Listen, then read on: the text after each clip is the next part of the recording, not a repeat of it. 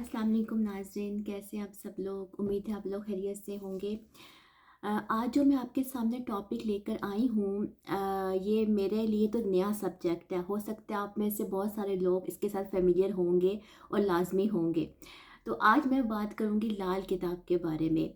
नाज़रीन, जब तक ये लाल किताब जो है वो मेरी नज़र से नहीं गुजरी थी और मैंने इसके बारे में नहीं पढ़ा था, तो मैंने इसके बारे में बड़े मिथ सुन रखे थे। कुछ लोगों ने कहा कि ये टोटकों की किताब है, रेमेडीज़ की किताब है, लेकिन मुझे एक अर्ज था हमेशा से कि मैं इस किताब को खुद पढूं और इसको देखूं कि इसमें है क्या है। तो नाज़रीन, आज मैं थोड़ी सी आपके सामने डिस्कस करूंगी लाल किताब को। ओके। लाल किताब जो है नाज़रीन, ये क़याम पाकिस्तान से पहले लिखी गई और जो इसके राइटर हैं वो पंडित रूपलाल जी हैं। क़याम पाकिस्तान से पहले ये किताब लिखी गई और लाहौर पाकिस्तान में ये पब्लिश हुई।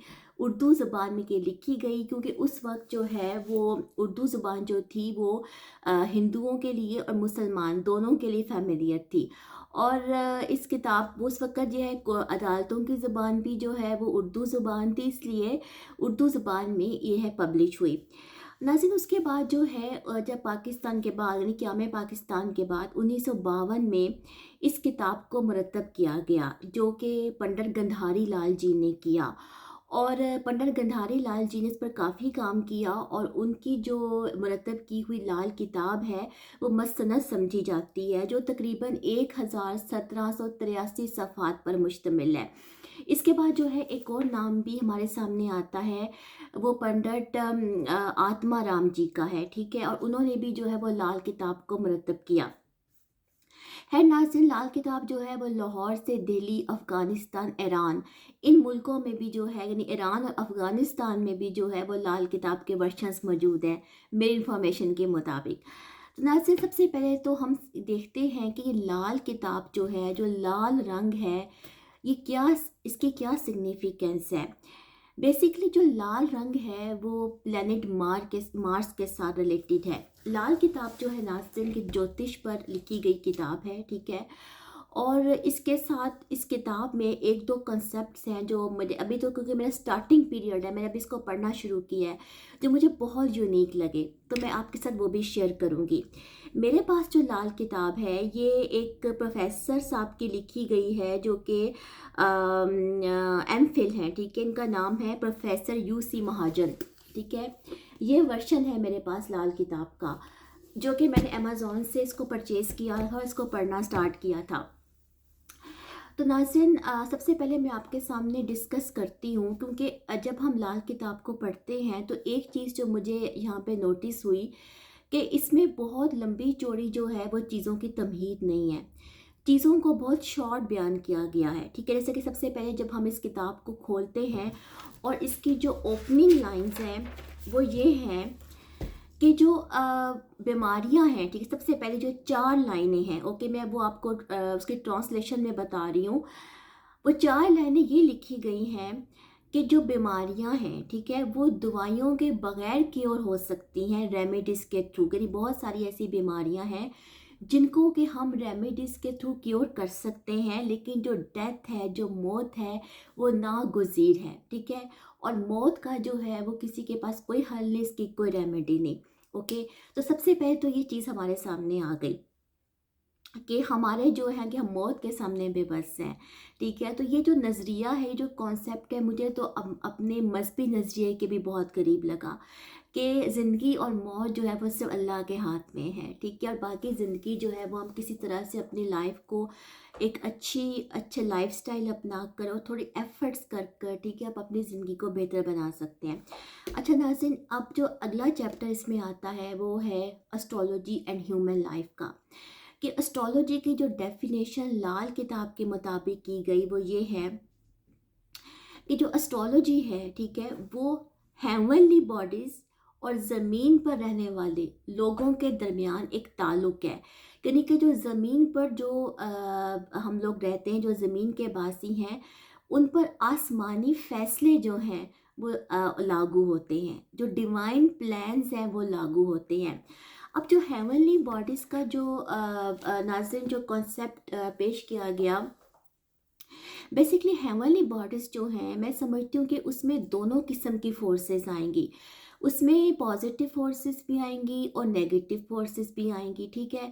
क्योंकि सबसे पहली चीज़ जो मैंने फील की लाल किताब को पढ़ के भी और आयुर्वेदिक को भी, ठीक है, जो मैंने पिछले 6 सालों में फील नहीं की, क्योंकि मैं हमेशा से जो है शनि के बारे में, राहु केतु के बारे में बड़ी पॉजिटिव रही हूँ। और आप जानते हैं कि मैंने इसके बारे में बहुत सारी चीज़ें लिखी हैं जो बहुत पॉजिटिव हैं। सबसे पहली चीज़ जो मुझे ये फील हुई कि बड़ी इन द बिगनिंग चैप्टर्स कि जो सबसे बड़ी मेलिफिक फोर्स मानी गई है ना, वो शनि ग्रह को माना गया है। दरअसल शनि ग्रह के बारे में ये लाल किताब ये कहती है कि हमारी 99% जो ज़िंदगी है, 99% जो हॉरोस्कोप्स हैं, वो शनि ग्रह की खराबी की वजह से जो हैं वो डिस्टर्ब होते हैं। हमारी जो ज़िंदगियां हैं वो बहुत 99% जो हैं वो शनि की वजह से डिस्टर्ब होती हैं। मिसाल के तौर पर कि अगर आपके घर में कोई मशीनरी है, ठीक कर, वो ख़राब हो जाती है, गैजेट्स ख़राब हो जाते हैं, घर को कोई नुकसान पहुंच जाता है, घर बिक जाता है, ठीक है, प्रॉपर्टी लॉस हो जाता है, घर में कोई बीमारी आती है और बड़े लंबे अरसे तक चलती है, खासतौर पे वो बीमारी जिसमें कि आपके घर के बड़े इन्वॉल्व होते हैं, जिसमें कि अंकल्स का नाम लिया गया, ठीक है, यानी अंकल आपके चचा ताया भी हो सकते हैं, ठीक है। तो नाज़रीन, ऐसी चीज़ें जो हैं वो शनि ग्रह की वजह से होती हैं। शनि ग्रह की जो डिस्क्रिप्शन लाल किताब के मुताबिक है वो स्टिंग ऑफ स्नेक है, यानी कि जो सांप का डंग होता है ना, उसके साथ शनि को इन्वॉल्व किया गया है। और राहु जो है, अब आप कहेंगे ये तो राहु की एनर्जी है, लेकिन राहु जो है वो शनि ही का रिफ्लेक्शन है, लीडिंग फोर्स जो है वो शनि की है। तो एक चीज़ हमारे सामने आती है कि जो सबसे बड़ी मेलेफिक फोर्स है वो शनि है, वो प्लैनेट सैटर्न है। इवन के आयुर्वेदिक के मुताबिक भी, जो मैंने एक दफ़ा मैंने इसके ऊपर पिछले दिनों की थी एक वीडियो, आयुर्वेदिक के मुताबिक भी जो शनि ग्रह है नाज़रीन, वो डिके का और डेथ का कारक है। इवन के कैंसर जैसी बीमारी का भी कारक शनि ग्रह है, और लाल किताब में भी ये चीज़ है, ठीक है। अच्छा नाज़रीन, इसमें एक कॉन्सेप्ट, क्योंकि आज मेरी पहली वीडियो है ये, तो मैं आपके सामने इसके 2 कॉन्सेप्ट शेयर करूँगी जो कि मुझे बहुत यूनिक लगे। एक इसमें कॉन्सेप्ट है ब्लाइंड हॉरोस्कोप का, जो मैंने फील किया कि लाल किताब के अंदर एक तो प्लैनेट शनि और दूसरा ये है कि 10वें घर की जो है बहुत इंपॉर्टेंस है। नाज़रीन, जो 10वां घर है, कुंडली का 10वां घर, वो तो आप जो हैं आपको पता है कि वो घर किन चीज़ों को रिप्रेजेंट करता है, लेकिन लाल किताब के मुताबिक उसकी क्या डेफिनेशन है। लाल किताब के मुताबिक जो कुंडली का 10वां घर है वो शनि का घर है, ठीक है, शनि का घर है, सबको पता है। लेकिन वो घर सांप का ठिकाना है, उसको सांप के ठिकाने के साथ रिलेट किया गया है। और वहाँ पे इतनी इवल स्पिरिट्स हैं, इतनी मेलेफिक एनर्जी है, इतना डार्क है, जैसे कि आँख की पुतली डार्क होती है, काली होती है, ऐसे ही वो घर काला है। एक कॉन्सेप्ट है ब्लाइंड हॉरोस्कोप का, जो कि 10वें घर के साथ रिलेटेड है। अगर 10वें घर के अंदर लाल किताब के मुताबिक कुंडली के 10वें घर में 2 मेलेफिक ग्रह बैठ जाते हैं, या शत्रु ग्रह बैठ जाते हैं, या उस घर को 2 मेलेफिक ग्रह जो है वो एस्पेक्ट करते हैं, ठीक है, तो नाज़रीन पूरे का पूरा जो हॉरोस्कोप है ना वो ब्लाइंड हो जाता है। कोई एग्जॉल्टेड प्लैनेट भी अगर होगा ना, ठीक है, तो वो भी अपने बेनिफिक रिजल्ट्स नहीं दे सकेगा। अब ब्लाइंड हॉरोस्कोप का आप क्या मतलब लेते हैं। नाज़रीन, जो चीज़ ब्लाइंड होती है, ठीक है, अब कोई बंदा ब्लाइंड है, उसको नज़र नहीं आ रहा, तो वो किसी खाई में भी गिर सकता है, ठीक है, वो आग में भी हाथ डाल सकता है, वो ख़जाने को भी लूट सकता है, क्योंकि उसे कुछ नज़र नहीं आ रहा। ओके, अब नाज़रीन, इस कंसेप्ट को समझने की ज़रूरत है कि पूरा हॉरोस्कोप ब्लाइंड हो गया, ये दोनों तरीक़ों से होगा, पॉजिटिव सेंस में भी होगा और नेगेटिव सेंस में भी होगा। ब्लाइंड हॉरोस्कोप को समझने के लिए कौन सा प्लैनेट हेल्प करेगा, या कौन सा जो प्लैनेट है वो उस ब्लाइंड हॉरोस्कोप को सपोर्ट करेगा, डेट इज़ द चंद्रमा, that is the planet moon. नाज़रीन, जो मून प्लैनेट है, ठीक है, उसकी पोजीशन आपके चार्ट के अंदर कैसी है, ठीक है, अगर वो बेनिफिक है, ठीक है, तो वो उस हॉरोस्कोप को फेवर करेगा, उसकी हेल्प करेगा जो ब्लाइंड होगा। ओके, अब मून की क्या फिलॉसफी है। लाल किताब के मुताबिक नाज़रीन, मून एक बहुत सात्विक प्लैनेट है, एक बहुत सेक्रेड एनर्जी है। चंद्रमा है, माँ की एनर्जी है, माँ की ममता है, माँ की हस्ती है। और लाल किताब ये कहती है कि माँ एक ऐसी हस्ती है, ठीक है, जिसके आगे राहु केतु जैसे ग्रह, यानी चंद्रमा जो है उसके आगे राहु केतु जैसे ग्रह भी अपने घुटने टेक देते हैं। आप एक बात जानते हैं, कोई बुरे से बुरा आदमी भी होता है ना, तो वो जब अपनी माँ के पास जाता है तो अपनी माँ के चरणों में बैठ जाता है। बुरे से बुरा आदमी भी कोई होगा, ठीक है, वो माँ के आगे झुक जाएगा नहीं, माँ के कदमों में अपना सर रख देगा, माँ के कंधों पे अपना सर रख देगा। माँ की जो एनर्जी है वो बहुत ज़्यादा सेक्रेड है और it is related with the चंद्रमा।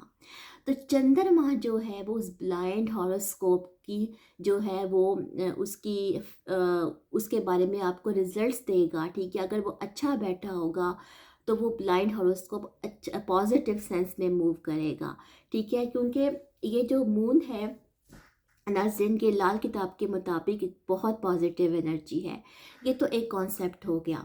इसके अलावा लाल किताब का एक दूसरा कॉन्सेप्ट भी है, वो ये है कि अगर चौथे घर के अंदर सन प्लैनेट बैठा है, ठीक है, और सातवें घर के अंदर शनि प्लैनेट बैठा है, तो ऐसा हॉरोस्कोप जो होता है वो हाफ ब्लाइंड होता है, ठीक है, यानी कि पूरा ब्लाइंड नहीं होता, हाफ ब्लाइंड होता है।